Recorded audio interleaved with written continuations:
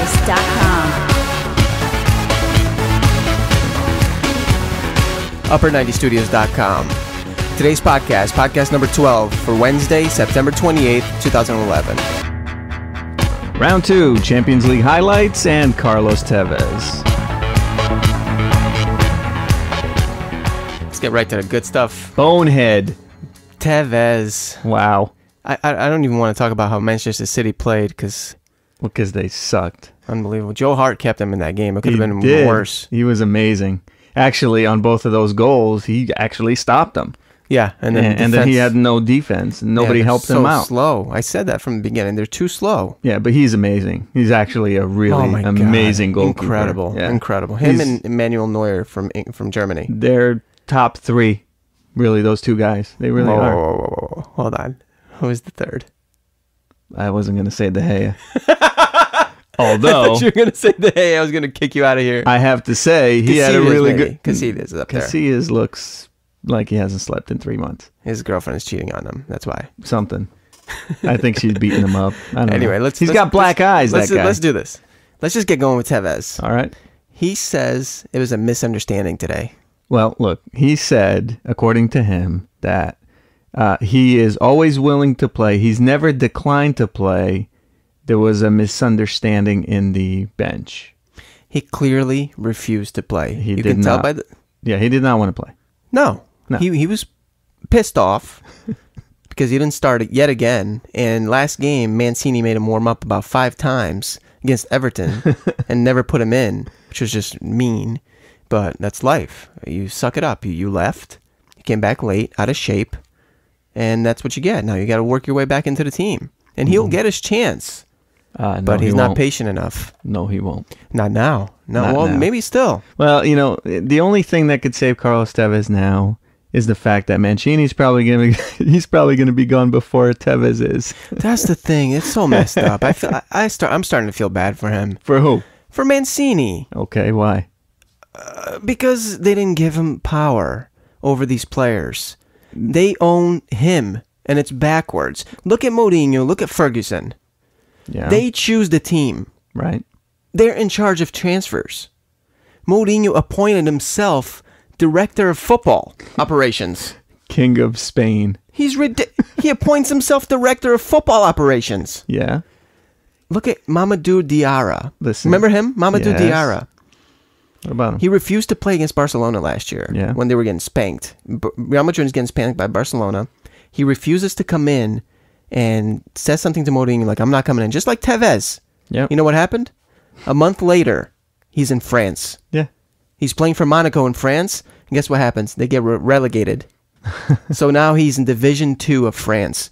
You say no to Mourinho, you're in Division 2. But that's how it should be. Managers should be the ones making the purchases and the signings. It should not be some stupid director who only has the president's and the board's interests in mind. It's ridiculous. The manager should manage the team, and that includes the people who they hire. Which is so messed up because Mancini after the game says he'll never play again. Right, I heard that. Then he is forced to backtrack. He has to say, well, I don't know. I don't decide the team. That's stupid. That's terrible. He's like either you're in charge or you're not in charge. I don't care who you are. I don't care if you make $230,000 a week. Mm-hmm. If you do that, if you refuse to play, it's very simple. And this happens all the time in other teams. That guy does not get to train with the team again. He trains, if the team trains in the morning, that guy trains in the afternoon, and he doesn't play anymore. That's it. You know what? And you do that until he's either gone, until his contract is up, or until somebody pays, a reasonable amount of money. I totally saw this coming. As a matter of fact, I saw it coming on August 19th. Yeah. Because I wrote a blog article about it on our site, www.upper90studios.com. Check it out. It's called Carlito's Way, 5 Reasons Why I Hate Carlos Tevez and His Tiny Tears. Yeah. And I wrote it back in August, and I said that at one point before January, Carlos Tevez was going to act up against Mancini, and this was going to happen. And I even put a little picture of himself turning into the Incredible Hulk because I knew this was going to happen because he's such a money-hungry... I just hope that he doesn't play again. Really. I hope he gets sacked without compensation. His salary is set to be up as high as $450,000 a week. Yeah. A week! 320 I saw somewhere. That sounds right. Pounds, I mean? No, it's $320,000 I saw. I saw as high as almost $500,000 a week.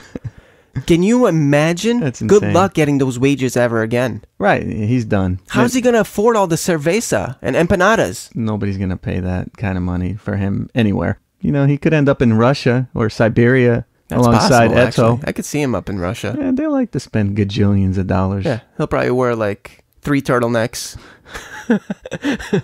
Unbelievable. 3 scarves. Unreal. What do they call them? The things that Ferguson banned at United. Yeah. Like snookies or something. Hoodies. No. Neckies. Whatever the hell they are. Yeah, Ferguson is having a laugh. Oh my God. Because he said when he left, which by the way, he scored 5 goals in his last season for Manchester United. So he's so overrated, this guy. Oh my God. He's not as good as people say he is. Nope. As a matter, I have another fact too, which I remember this one off the top of my head.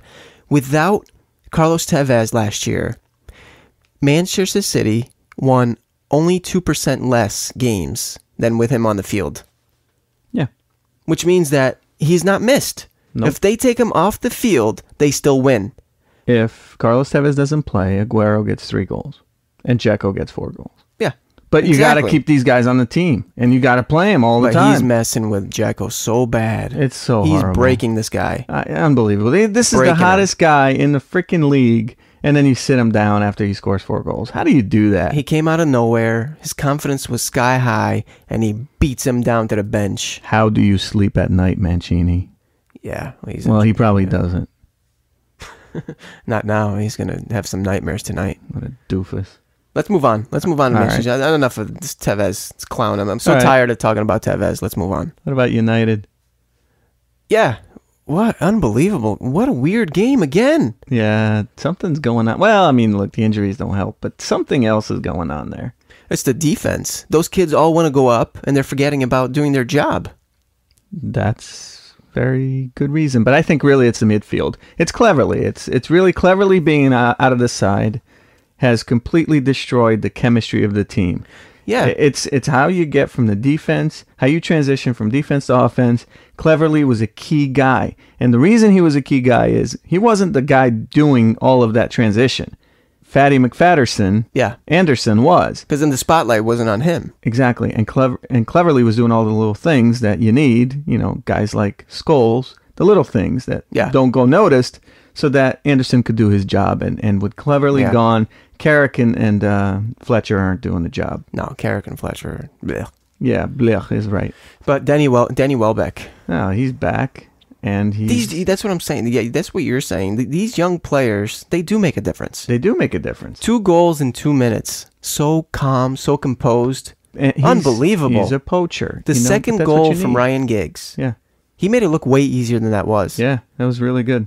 I mean, he could have even had more goals. I mean, he kind of shanked the first one and it went in. Manchester United up at the opponent's team's box, like over at the edge of the box. I thought it was going to be. They're so good at that short passing game. Right.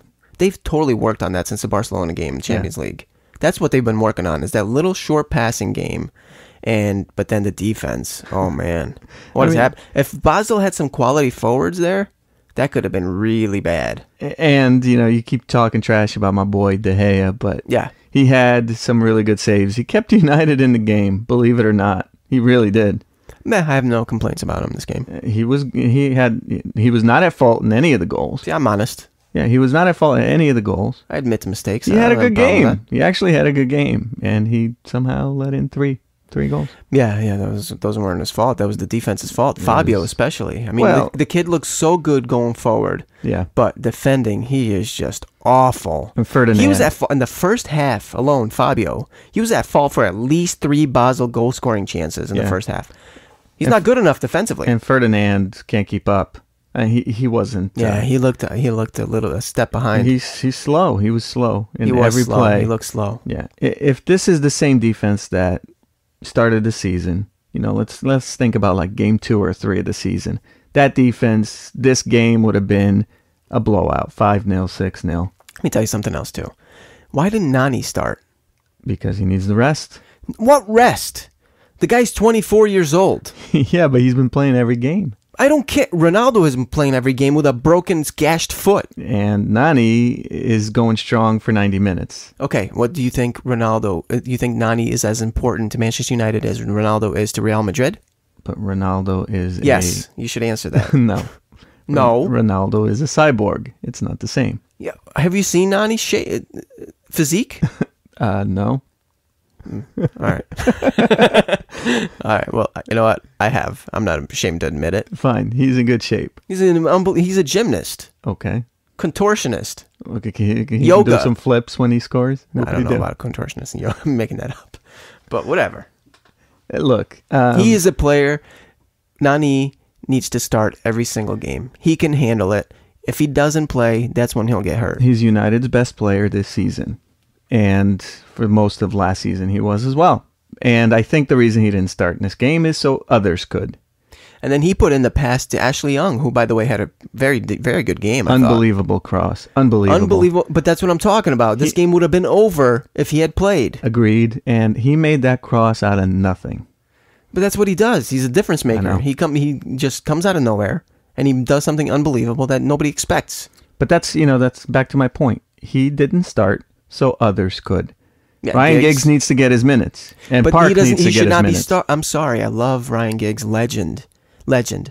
But I don't think he's a starter anymore. Look at 41 minutes, and I took these notes. Look at 41 minutes, 40 seconds. Yeah.